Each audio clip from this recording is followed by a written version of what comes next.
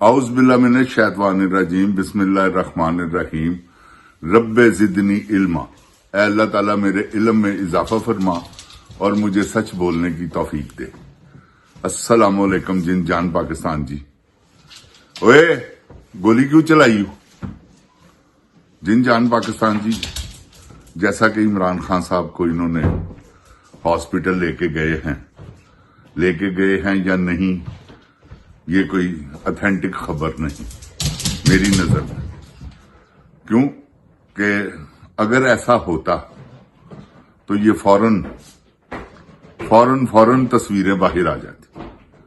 जो चाहे मर्जी जो कुछ भी है, खान साहब आ जाना था, ओपन हो जाना था। मगर जब तक कोई ऑथेंटिक रिपोर्ट ना हो तो ये कहना फजूल है, बेकार है।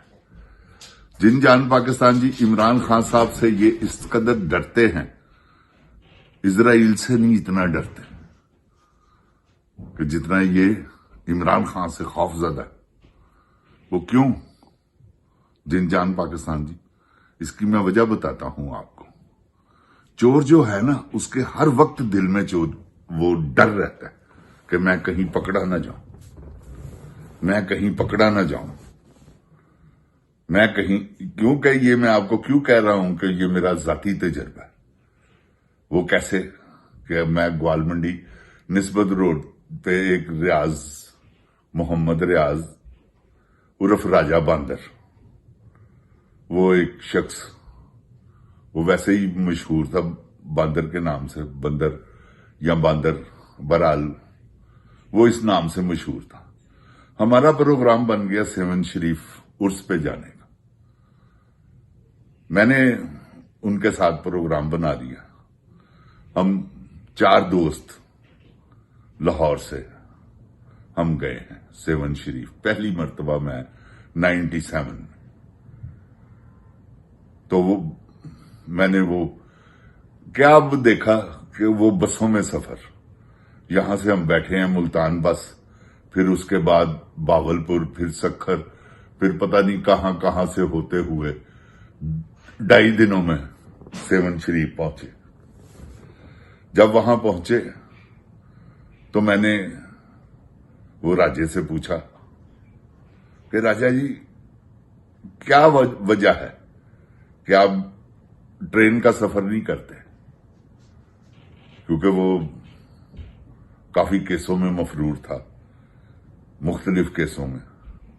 तो उसने मुझे कहा कि मलिक साहब, अगर मैं ट्रेन पे आऊं, क्योंकि ट्रेन पे पुलिस वाले बहुत ज्यादा, वो उनको पता है, वो तलाश करते हैं किनको, मफरूरों को, जो जराइम पेशा लोग हैं उनको, तो वो पकड़ते हैं। और ये मैंने अपनी आंखों से देखा है, ऐसा होते हुए भी, क्योंकि वहां मेरे कई दोस्त मिलते थे पुलिस वाले। क्योंकि जब जान पहचान हो गई थी, बाद की बात कर रहा हूं, 2010, 11, 9, 8 उस दौर में, तो जो मिलते थे वो, तो मैं उनसे पूछता था कि सुनाओ उर्स पे आए हो? कहते नहीं, फला बंदा है, उसके पीछे आए हैं मलिक साहब। क्योंकि फ्रैंकनेस थी मेरी उनसे। तो ये मुझे वो राजे बांदर वाली बात याद आई। उसने मुझे कहा था, मलिक साहब, ट्रेन में, बसों में नहीं, ट्रेन में ये खतरात होते हैं। तो वो जिन जान पाकिस्तान जी, मैंने बड़े अच्छे तरीके से इस बात का मुझे तजर्बा हो गया। क्योंकि उसके बाद मैंने देखा है कि कई रास्ते में ही उन्होंने पकड़ ली है। ट्रेन जा रही है और रास्ते में उन्होंने बिठाया हुआ, दूसरी ट्रेन का इंतजार कर रहे हैं। हमारी इत्तफाकिया ट्रेन वहां पे रुकी है, सक्खर है, रोड़ी है, कहीं भी, तो वो अगली ट्रेन का इंतजार करके ये हमने बंदा पकड़ा हुआ, हथकड़ी लगाई हुई है उसे, और उसको लेके आ रहे हैं लाहौर। तो जिन जान पाकिस्तान जी, बात यहां से स्टार्ट हुई थी कि दिल जो है ना, वो हर वक्त चोर का धड़कता रहता है। बदमाश हो, चोर हो, बेईमान हो, डाकू हो, कोई भी जराइम करेगा, उसकी हार्ट बीट जो है ना, नॉर्मल से ज्यादा होगी। ये बात आप मेरी याद रखें। वो किस लिए? कि उसको हर वक्त वो खौफ है खौफ से ज्यादा दिल धड़कता है। जिन जान पाकिस्तान जी, ये जो है ना पाकिस्तानी लुटेरे, बड़े जाबर है, अल्लाह सच्चा जानता है। ये इन्होंने बर्बाद कर दिया। मर्जी अखा मीट लो, समझ गए हो ना। नाच गाना, हराम कम, बेपनाह, ते केड़ा कम, केड़ा गुनाह ऐसा सी जेड़ा नहीं हुंदा सी। ते वो जिन जान पाकिस्तान जी उत्थे रह के अपने आप नूं अल्लाह ताला दी रहमत दे सदके लोग गल्लां जो मर्जी करन, लेकिन पाक साफ रहे। ऐसे करके ही अज अल्लाह ताला दी रहमत दे सदके 65 साल उम्र हो गई, 66वें साल च ते तुहाडे सामने बैठे हैं। अल्लाह ताला दी इन्नी मेहरबानी है।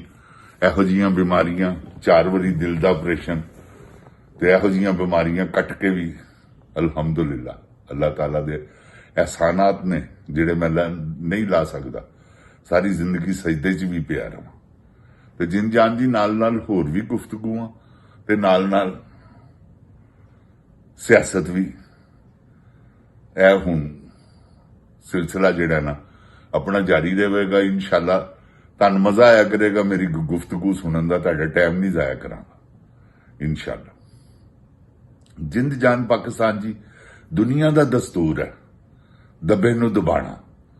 हमेशा गुस्सा माड़े ते आंदा जी, तगड़े ते गुस्सा कदी भी नहीं आएगा। यह गल मेरी याद रखना कि गुस्सा हमेशा माड़े ते आंदा। पता होवे गुस्से नूं हथों थाड़ करके मेरे मुंह ते चपेड़ वजड़ी, गुस्से और निकल जाते ने लीवे लीवे होके, समझ गए हो ना, बारों बार। ते जिन जान पाकिस्तान जी, सिर्फ और सिर्फ मैं पाकिस्तान च रह के अपनी सिर्फ इज्जत ही बचाई। क्योंकि खासकर जदों मैं स्टूडियो लाइन च वड़ गया, मैंने फिर शौक पै गया कि यार लोकी मैंने देखन। मैं जिधरों दी नंगा लोकी कहणों मलक हीरा जा रहे, वो मलक हीरा जा रहा। ते ऐसा होया, लेकिन उस लैवल का नहीं जिस लैवल का मैं चाहना सा। हुण अल्लाह ताला दी इन्नी मेहरबानी है कि मेरा 26 मिलियन टिकटॉक ते पोस्ट व्यू है ते कोई 2 मिलियन तो ज्यादा फॉलोवर ने। ए अल्लाह ताला ने टिकटॉक ते मेरे ते मेहरबानी की। 93 सबसक्राइबर, 93,000 सबसक्राइबर ने मेरे यूट्यूब दे 365 दिनां च ते 1 मिलियन दे करीब व्यू फॉलोइंग। ते ए जिन जान पाकिस्तान जी अल्लाह ताला ने मैनू अता किया, क्योंकि मेरे ज़हन च है सी ना। मैं हालांकि कदी, मेरा अल्लाह जानदा, मैं तुहाडे नाल कदी एक्टिंग दे लहजे च गल नहीं की। वो एक मेरा अंदाज ही ऐसा है कि वो एक्टिंग बन जाती है, वो एक अल्लाह बेहतर जानता। जिन जान पाकिस्तान जी, हमेशा गल याद रखना, गुस्सा एक ऐसी चीज है, एवं ही नहीं आता। किदे ते आंदा है? माड़े ते, तगड़े ते कदी भी नहीं आएगा। मेरी जिंदगी का तजर्बा कि मैं नहीं गुस्से नूं तगड़े वेख्या भी नहीं कि किसे तगड़े ने, किसे माड़े ने किसे तगड़े नूं हिलाया हो ना। हमेशा तगड़े ने माड़े नूं ही हिलाया। तो जिन जान पाकिस्तान जी, इस वेले दौर है ने बुजदिल बदमाश, बुजदिलों का टोला है। एक दूसरे को भी ये डरते हैं, क्योंकि एक दूसरे दी कमजोरियां का पता है ना कि की इन्होंने चंद चढ़ाए। जिन जान पाकिस्तान जी, वो चंद ते चढ़े ने।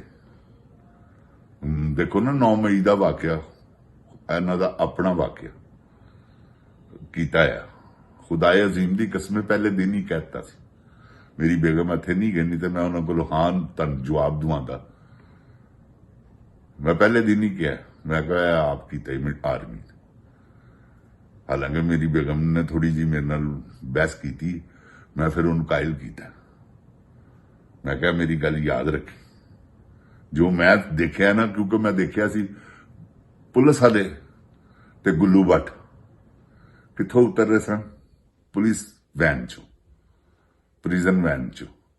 ਤੇ ਉਹ ਜਿੰਦ ਜਾਨ ਪਾਕਿਸਤਾਨ ਦੀ ਉਸ ਵੇਲੇ ਮੇਰੇ ਦਿਲ ਨੇ ਕਿਹਾ, ਮੈਂ ਕਿਹਾ ਹੀ ਰਿਹਾ, ਇਹ ਜਿਹੜੇ ਬੰਦੇ ਉਤਰ ਰਹੇ ਨੇ ਨਾ, ਇਹ ਜਿੰਦ ਜਾਨ ਪਾਕਿਸਤਾਨ ਜੀ ਕੈਸੀ ਗੱਲ ਕਰਦੇ ਪਏ ਹੋ? ਕਿਸ ਤਰ੍ਹਾਂ ਹੋ ਸਕਦਾ ਹੈ ਕਿ ਕੋਰ ਕਮਾਂਡਰ ਹੋਸ ਹੋਵੇ ਤੇ ਕੋਈ ਬੰਦਾ ਹੀ ਨਾ ਹੋਵੇ ਉੱਥੇ, ਪਹਿਰੇਦਾਰ ਹੀ ਕੋਈ ਨਹੀਂ, ਉਹ ਆਰਮੀ ਏਰੀਆ ਹੀ ਅੱਲਾ ਮਾਫੀ ਦੇਵੇ 4 ਜਗ੍ਹਾ ਤੋਂ ਤਲਾਸ਼ੀ ਹੁੰਦੀ ਹੈ, ਨਾਕਾ ਲੱਗਾ ਹੁੰਦਾ ਜਿੱਥੇ ਫਿਰ ਜਾ ਕੇ ਕੋਰ ਕਮਾਂਡਰ ਹਾਊਸ ਆਉਂਦਾ। ਦਿਨ ਜਾਨ ਪਾਕਿਸਤਾਨ ਜੀ ਤੇ ਕੋਈ ਬੰਦਾ ਨਹੀਂ ਸੀਗਾ, ਸਭ ਕੁਝ ਇਹਨਾਂ ਨੇ ਆਪ ਕੀਤਾ ਹੈ। ਅਗਲੇ ਪ੍ਰੋਗਰਾਮ 'ਚ ਮਿਲਨੇ ਆ, ਇੱਥੋਂ ਹੀ ਸਟਾਰਟ ਹੈ।